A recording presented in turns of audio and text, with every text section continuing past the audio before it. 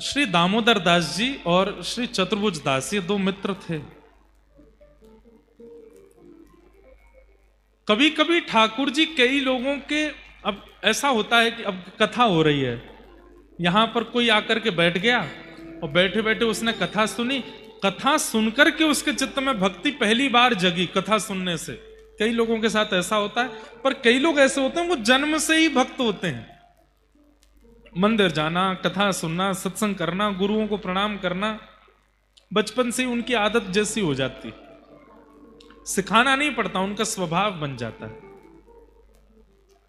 तो ऐसे ही थे श्री दामोदर दास जी और श्री चतुर्भुज दास जी, इसलिए दोनों मित्र हो गए। आप दोनों का नियम था कि जबलपुर में कोई भी संत जन पधारते, उनको प्रणाम करके निमंत्रित करना कि आप हमारी कुटिया के पास, घर के पास चलो, वहीं बैठ करके आप कुछ सत्संग करो, वहीं हम आपको प्रसाद पवाएंगे, एक रात्रि हमको सेवा का अवसर दो, कल आप आगे निकल जाना। ऐसी प्रसिद्धि हो गई कि अब जो कोई भी आता है जबलपुर क्षेत्र में, उसे इन्हीं के यहां जाते, दामोदर दास जी के यहां।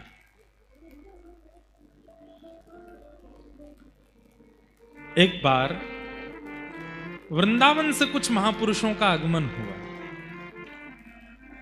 एक होता है ना कि चित्त में एक भावना बनी रहती है कि हमें जो प्रिय लगती है वो बात कोई सुना दे।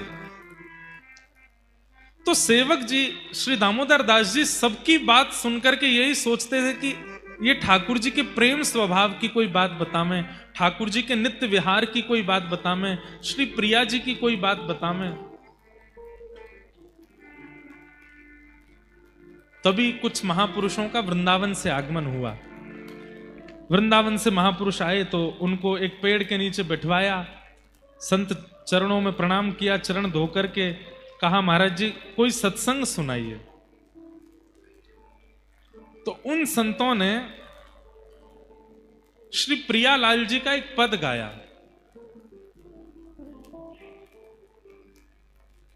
बसो मोरे नैनन में दो चंद, बसो मोरे नैनन में दो चंद, बसो मोरे नैनन में दो चंद, बसो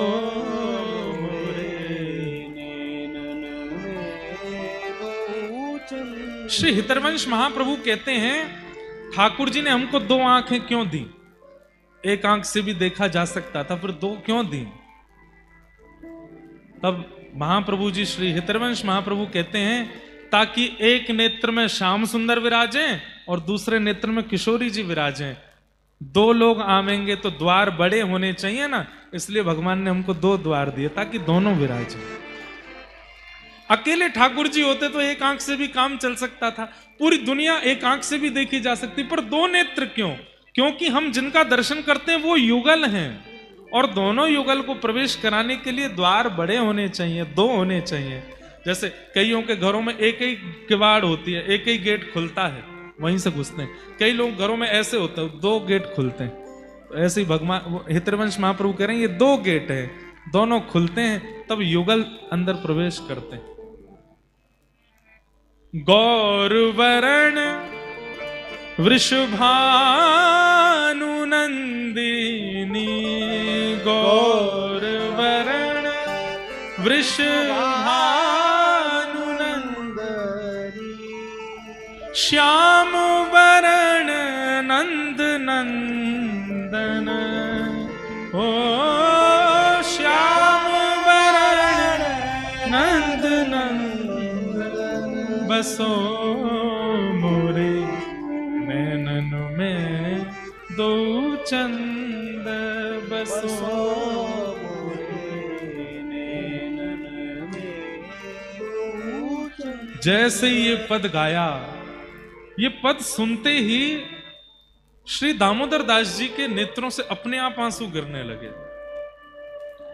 और ये पद सुनते ही उनके नेत्रों से अविरल अश्रुधार गिरने लगी। और बस वो जो प्रवचन कर रहे थे उनकी बस प्रतीक्षा कर रहे थे, ये विश्राम कब लेंगे, मैं इनसे पूछूं कि मुझे ये रस कहां मिलेगा।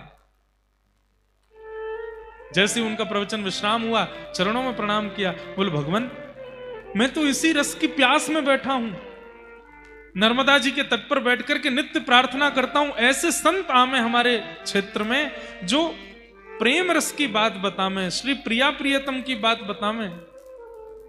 आज मैं धन्य हो गया, मुझे बस ये बता दीजिए ये रस कहां से आया है। तब वो संत फिर गाने लगे, यह रस वृंदावन ते आयो, यह रस वृंदावन ते आयो। ये तो वृंदावन से आया है। और वृंदावन में भी इस रस के अनेक प्रवाहक हैं, पर एक अद्भुत प्रवाहक हैं श्री हितरवंश महाप्रभु।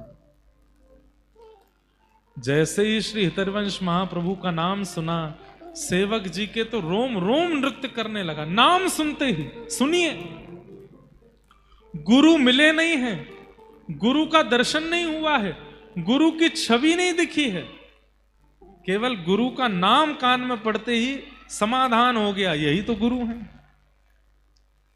कोई नाम ले दे वे बस। आज भी स्थिति है, हमें कोई बात का प्रमाण देना है तो हम क्या कह देते हैं, गोस्वामी तुलसीदास जी ऐसा कहते हैं। तुलसीदास जी का नाम आते ही व्यक्ति को दोबारा रीचेक नहीं करना पड़ता, गोस्वामी जी कह रहे हैं तो सत्य ही कहा होगा। भक्तिमती मीराबाई ऐसा कहती हैं, ये बात सुनते ही हमारे मन में विश्वास आ जाता, मीराबाई कह रही हैं तो सत्य ही कहा होगा।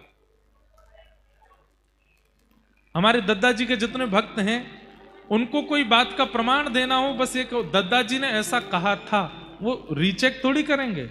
दद्दा जी ने कहा था तो मतलब ये प्रमाणित है। इसे गुरुनिष्ठा कहते हैं कि आपकी आचार्य के प्रति दूसरी भावना नहीं, एक बार जो शब्द निकला, जो बात कही, वो प्रमाणित है। हितरवंश महाप्रभु का नाम सुनते ही श्री दामोदर दास जी के तो नेत्र पुलकित हो गए, रोम रोम नृत्य करने लगा। चरणों में प्रणाम करके कहा कि भगवान अगर मैं वृंदावन गया तो हितरवंश महाप्रभु मुझे स्वीकार करेंगे? क्यों नहीं करेंगे, निश्चित स्वीकार करेंगे, तुम जाओ तो सही। और श्री दामोदर दास जी ने मन बना लिया कि मैं वृंदावन जाऊंगा। लेकिन वही बात है ना, कल करे सो आज कर, आज करे सो अब, पल में परले होएगी बहुरी करेगो कब। सद कार्यों को कल पर नहीं टालना चाहिए, अब तुरंत कर लेना चाहिए। मन हो गया वृंदावन जाना है तो फिर निकल पड़ो तुरंत। ये मत विचार कीजिए अगले महीना कोई तिथि निकालेंगे, अगले हफ्ता कोई तिथि निकालेंगे। क्यों? हमारे यहां शास्त्रों में एक बात कही गई है, बहुत ध्यान से सुनिएगा। धाम जाने की इच्छा हो, गुरु दर्शन की इच्छा हो, कथा श्रवण की इच्छा हो, और या फिर धाम से कोई प्रसाद आपके घर लेकर के आ जाए, उनको स्वीकार करने में पल भर कर भी प्रतीक्षा नहीं करने, तुरंत करो। क्यों? क्योंकि अगर आपने परसों पर, तरसों पर, कल पर टाला, प्राणों का कोई भरोसा नहीं, रात में निकल गए तो फिर क्या करो।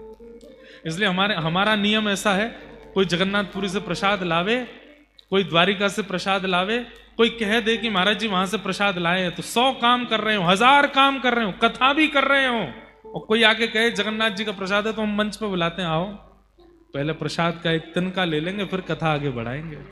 क्यों? हमने उसको कह दिया मैंने रखे रहो, थोड़ी देर बाद पाते हैं, और प्राण निकल गए तो नहीं पा पाए तो।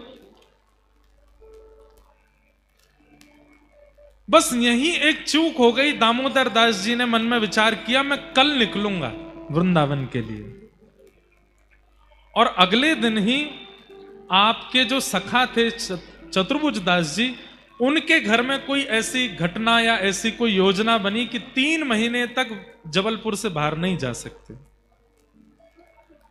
तो उन्होंने ऐसा संकेत समझा कि ठाकुर जी आज्ञा कर रहे हैं कि 3 महीना अभी वृंदावन मत आओ, तभी यह घटना घटी है। और 3 महीने तक वो वृंदावन नहीं गए। 2-2.5 महीने ही निकले थे, तभी उन्हीं संत का दोबारा जबलपुर आगमन हुआ। दामोदर दास जी दौड़ करके गए, बोले भगवान भगवान बड़ी कृपा, आप पधारे। वो जिनका आपने नाम लिया था ना, हितरवंश महाप्रभु, मैंने उनको देखा नहीं, मैं वृंदावन जा ही नहीं पाया। 3 महीने की ऐसी कोई योजना है, अभी मैं नहीं जा सकता हूं वृंदावन, पर मुझे उनमें बड़ी निष्ठा है। उनकी कोई बात सुनाइए ना, बस कुछ ही दिन रह गए, फिर मैं वृंदावन जाऊंगा, उनसे दीक्षा ले लूंगा। ये सुनते ही वो महात्मा भावुक हो गए और बोले भैया अब तो देर हो गई। हितरवंश महाप्रभु जी अब अपने शरीर से दर्शन नहीं दे रहे हैं, वो प्रस्थान कर चुके।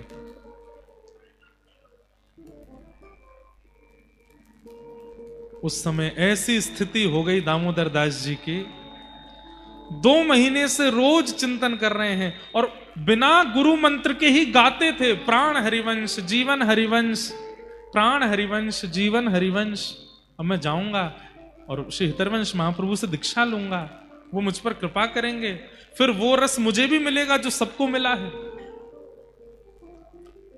लेकिन जैसे ही पता चला कि महाप्रभु जी अब शरीर से नहीं विराज रहे, नर्मदा जी की ओर दौड़ने लगे, प्राण त्यागने की भावना से, बस कि अब मैं प्राण त्याग दूंगा, ये क्या अनर्थ हो गया मेरे साथ।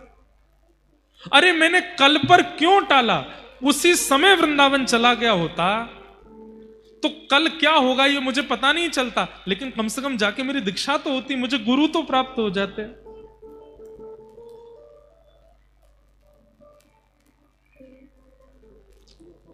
तभी उन संत ने कहा, देखो हितरवंश महाप्रभु तो नहीं है वहां पर, लेकिन उनके पुत्र वनचंद्र जी हैं, तुम चाहो तो उनसे दीक्षा ले सकते हो, वही रस वही परंपरा वही भावना सब आपको तुमको वहां से प्राप्त हो जाएगी। तो ये सुनकर के जो दूसरे इनके सखा थे चतुर्भुज दास जी, वो तो चले गए वृंदावन, लेकिन दामोदर दास जी ने प्रण ले लिया, मैं वृंदावन नहीं जाऊंगा, मेरे गुरु तो वही हैं। और नर्मदा जी के तट पर दोनों भुजा ऊपर करके बैठ गए और बोले मैं आज प्रतिज्ञा लेता हूं, अगले 10 दिन तक आकाश को साक्षी मानता हूं, वायु को साक्षी मानता हूं, जल रूपी नर्मदा जी को साक्षी मानता हूं, आप सब प्रकृति की साक्षी मानता हूं, और आप सबसे प्रार्थना करता हूं, मेरे गुरुदेव श्री हितरवंश महाप्रभु जी जब तक नहीं आएंगे मैं दीक्षा नहीं लूंगा, और 10 दिन में अगर उनका प्राकट्य नहीं हुआ तो मैं अपने शरीर का त्याग कर दूंगा। और दोनों भुजा ऊपर उठा करके सूर्य की ओर दृष्टि करके श्री दामोदर दास जी नर्मदा जी के तट पर बैठ गए। इसे कहते हैं गुरु निष्ठा। 4 दिन बीते, भुजाएं ऊपर हैं, बस नेत्रों से अविरल अश्रुधार गिर रही है, ना कुछ खा रहे हैं, ना कुछ पी रहे हैं, ना कुछ प्राप्त कर रहे हैं, बस मेरे गुरु प्रकट हों, मेरे गुरु। और किसी ने उनसे कहा, गुरु जी एक बार जाने के बाद नहीं आते, ध्यान से सुनिएगा, किसी ने उनसे कहा कि गुरु जी एक बार चले जाने के बाद, शरीर से अदृश्य होने के बाद दोबारा नहीं आते। तो सेवक जी महाराज बोले, दामोदर दास जी बोले, क्यों? ठाकुर जी तो बार बार प्रकट होते हैं, प्रहलाद के लिए प्रकट हुए, ध्रुव के लिए प्रकट हुए, मीराबाई के लिए प्रकट हुए, सूरदास के लिए प्रकट हुए। भगवान जब इतनी बार प्रकट हो सकते हैं तो मैं जिन गुरु को भगवान के समान मानता हूं वो दोबारा प्रकट क्यों नहीं हो सकते? वो भी प्रकट होंगे। और यदि वो प्रकट नहीं हो सकते तो फिर शास्त्रों में गुरु साक्षात परब्रह्म क्यों लिखा है? गुरु को अगर परब्रह्म कहा है तो परब्रह्म तो अनेक बार प्रकट होता है, शरीर से एक बार जाने के बाद उनका पुनः प्राकट्य क्यों नहीं हो सकता? और मुझे मत समझाइए, मैं अपने गुरु को परब्रह्म मानता हूं, और परब्रह्म एक बार नहीं आता, अनेक बार आता है अपने शिष्यों के लिए, और मेरे गुरु आएंगे। और पुनः भुजा उठा करके फिर से तप में बैठ गए, अन्न जल सब छोड़ दिया, पूरी प्रकृति को साक्षी बना दिया कि आप लेकर के आओ मेरे गुरु को। बंधुओं, आज भी जाइएगा जबलपुर के पास गणा में, आपको वहां अनुभव होगा, वहां के किसी आचार्य से पूछ लीजिएगा तो वो आपको दिखाएंगे, साक्षात यमुना जी प्रकट हो गए, साक्षात वृंदावन प्रकट हो गया, साक्षात मयूर कोकिल करने लगे, वृंदावन की सघन कुंज प्रकट हो गई, राधे श्याम राधे श्याम राधे श्याम का कीर्तन गुंजायमान होने लगा। श्री वृंदावन बिहारी लाल, श्री राधा वल्लभ लाल, श्री राधा रमण लाल, जितने वृंदावन के ठाकुर हैं सब प्रकट हो गए। और सबके बीच में हितरवंश महाप्रभु प्रकट हो गए और सामने आकर के खड़े हो गए सेवक जी के।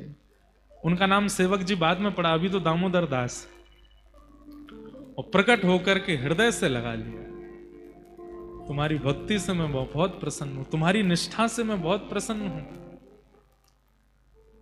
और संपूर्ण दीक्षा प्रदान की, मंत्र प्रदान किया, तिलक प्रदान किया। और हित चतुरासी जी, जिनका पाठ हित संप्रदाय में होता है, वो चतुरासी जी प्रदान की और कहा अब तुम्हारी दीक्षा हो गई, अब तुम प्रेम से विराजो।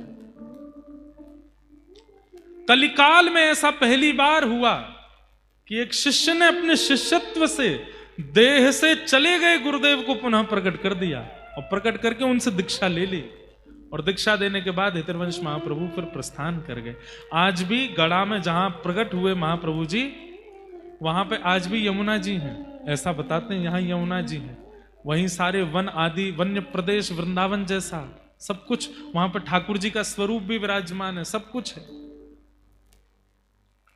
और उन्हीं ने नामकरण कर दिया कि आज से तुम्हारा नाम सेवक, अब तुम सेवक हो।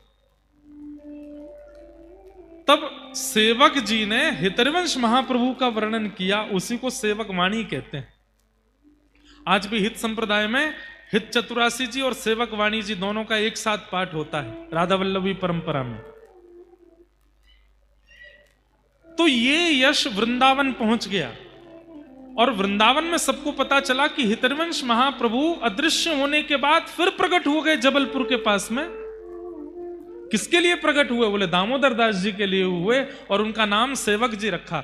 तो हितरवंश महाप्रभु जी के पुत्र श्री वनचंद्र जी ने पत्र लिख करके भेजा और कहा कि हे सेवक जी, आप वृंदावन पधारो और जिस दिन आप पधारोगे मैं राधा वल्लभ लाल जी की तिजोरी के, राधा वल्लभ लाल जी के गहनों को वृंदावन वासियों के लिए लौटाऊंगा। जिस दिन आप आओगे आप पधारो।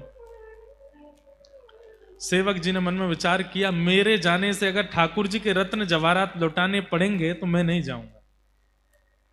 कितने महीनों तक गए नहीं उसके बाद वृंदावन, क्योंकि अब चित्त में वृंदावन प्रकट हो गया है।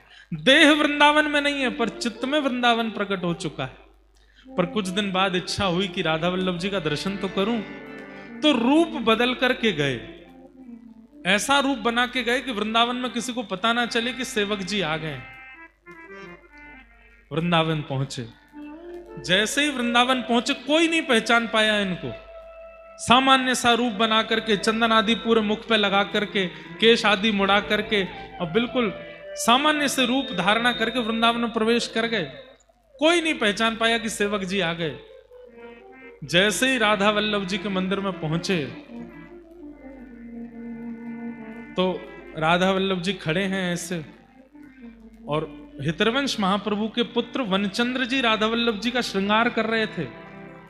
और तभी राधा वल्लभ जी के नेत्र जो अचल हैं, जो एक ही तरफ देखते रहते हैं, वो मटकने लगे ऐसे, इधर उधर ठाकुर जी अपने नेत्र मटकाने लगे। जैसे ही नेत्र मटके तो वनचंद्र जी सावधान, जय जय, कहा भयो, आप अपने नेत्र क्यों मटका रहे हो? तो सामने दर्शनार्थी खड़े थे, ठाकुर जी इशारा करें, बोले कौन? तब धीमे से स्वर निकला राधा वल्लभ जी का, सेवक जी आए हैं। पीछे मुड़ करके देखा, सेवक जी आए हैं, हमारे सेवक जी आए हैं, हमारे हितरवंश महाप्रभु को पुनः प्रकट करने वाले सेवक जी आए, कहां हैं? सब एक दूसरे का मुंह देखने लगे। तभी संकोच में सबसे पीछे खड़े थे, हाथ जोड़ करके सब ने दंडवत प्रणाम किया, सेवक जी को जय जयकार करने लगे, सेवक जी महाराज की जय, सेवक जी महाराज की जय। नेत्र सजल हो गए।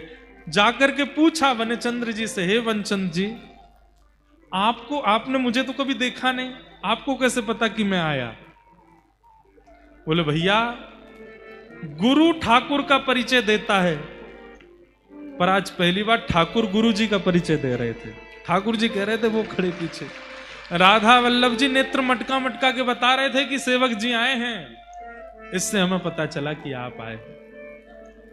बोले भगवान मैं तो केवल इस संकोच में था कि आपने कहा था कि आप राधा वल्लभ जी का रत्न लुटाओगे, मेरे आने से रत्न नहीं लुटाने चाहिए, इसलिए मैं संकोच कर रहा था। बोले नहीं, मैं ठाकुर जी के प्रसादी रत्न लुटाऊंगा, ताकि आप इतने बड़े भक्त हमारे वृंदावन में आए तो उनका यश तो हो। तो फिर ठाकुर जी के प्रसादी रत्न लुटाए नए बनवा करके।